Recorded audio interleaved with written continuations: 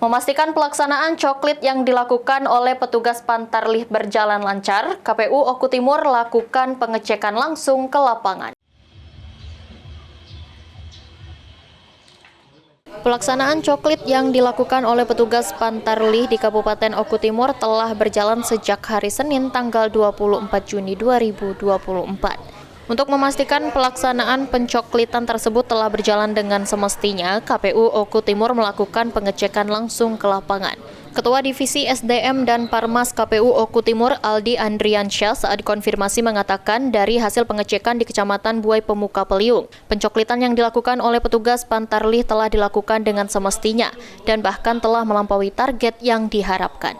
Dalam 5 hari pelaksanaan coklit di Kecamatan Buai Pemuka Peliung, progres pencoklitan telah mencapai di angka 24%, melampaui target yang diperkirakan sebelumnya yaitu 9%.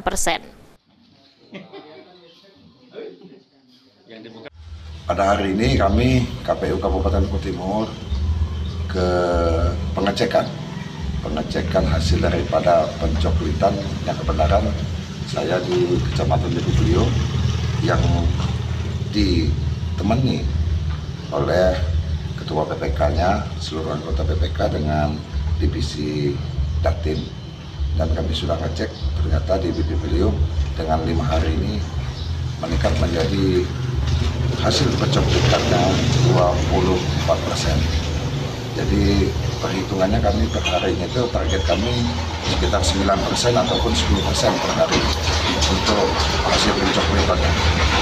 Kalau yang meninggal dunia atau yang pindah, terutama yang meninggal dunia, kami cek, kami melihat daripada bukti daripada kematiannya, bukti kematian, surat kematian dari Capil, dan itu kami DMS-kan, tidak memenuhi syarat dan kami coret, dan pindah itu kami cek, kami buat itu model domisili, pindah domisili seperti itu.